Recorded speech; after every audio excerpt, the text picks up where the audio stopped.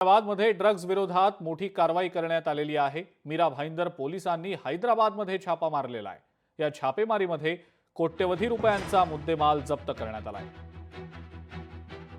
मीरा भाईंदर पोलिसांनी हैदराबादमध्ये ड्रग्ज विरोधात मोठी कारवाई करत कोट्यवधी रुपयांचा मुद्देमाल जप्त केलेला आहे। ड्रग्जच्या विरोधात ही एक मोठी कारवाई मीरा भाईंदर पोलिसांनी केलेली आहे। एमडी ड्रग्ज बनवणाऱ्या कारखाना मालकाला पोलिसांनी ताब्यातही घेतलंय।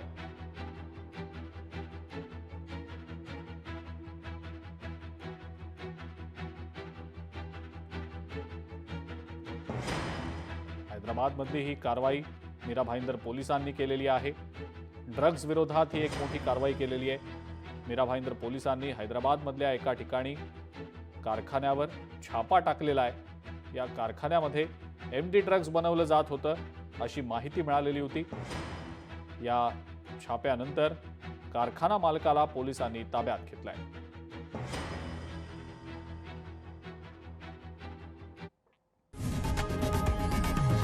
लोकशाही मराठी ऐका, पहा, जागरूक रहा।